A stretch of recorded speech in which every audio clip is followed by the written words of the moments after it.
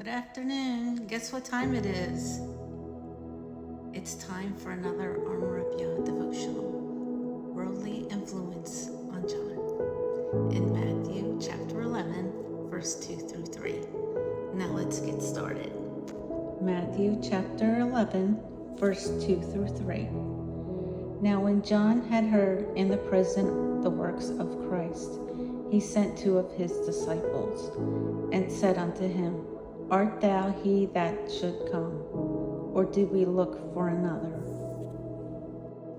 Even the righteous John the Baptist was not totally freed from worldly influences that could cause him doubts about Jesus.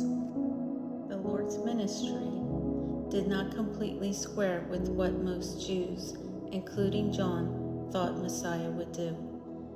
The Christ could not set up his own kingdom without first freeing Israel from Roman bondage and injustice. But he had done nothing to oppose Rome, and Jesus' many miracles had still not yet banished all suffering from Israel or the world.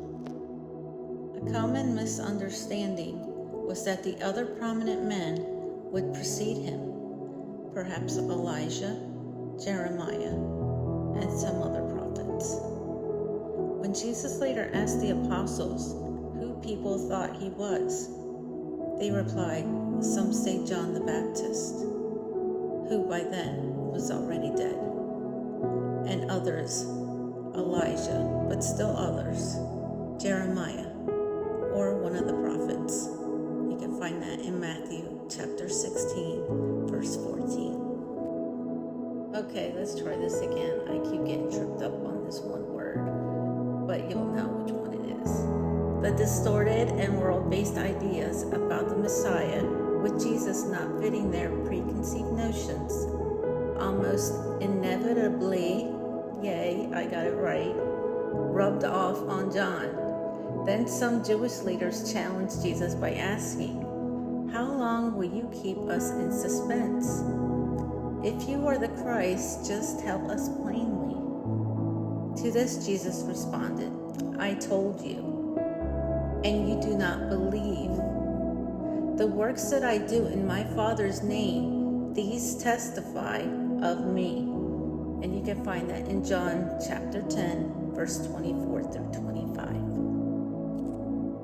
The unbelieving world could affect even John's confidence in Jesus, because it does not grasp God's plan.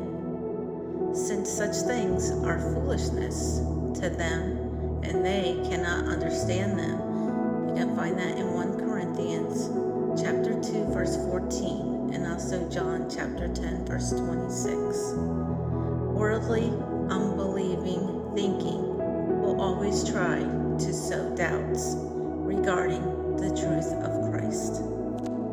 Now I want you to ask yourself, can you identify a sliver of worldly thinking that has slipped into your way of looking at things? Why do we tend to embrace these kinds of perspectives at times?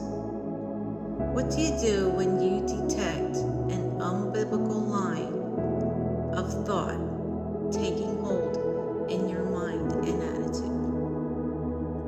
Amen. God bless you. Until next time.